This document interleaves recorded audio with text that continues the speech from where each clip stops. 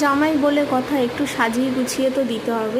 আজকে তো জামাইয়েরই বাজার, তাই না বলো? তাই জন্য এখানে সুন্দর করে জামাইকে সাজিয়ে গুছিয়ে দেওয়া হচ্ছে। আর সার্ভ করছে আমার দিদিভাই। দিদিভাই বলতে আমি আমার বড় মাসির মেয়েকে বলছি, আমার নিজের কোনো ভাই বোন নেই। মেনুতে কী কী ছিল চলো তোমাদের সাথে শেয়ার করি। প্রথমেই ছিল 3 রকম ভাজা, আলু ভাজা, শাক ভাজা আর মাছ ভাজা।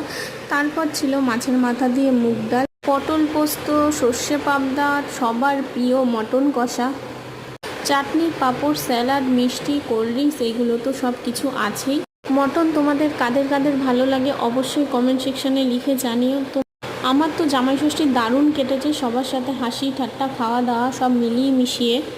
তোমাদের কেমন কাটলো জামাই ষষ্ঠী অবশ্যই আমাকে জানাতে ভুলো না। ব্লগটা তোমাদের সাথে শেয়ার করতে অনেকটাই লেট হয়ে গেল। ব্লগটা ভালো লাগলে একটা লাইক করে দিও, আর আমার চ্যানেলে নতুন হলে চ্যানেলটা সাবস্ক্রাইব করতে ভুলো না।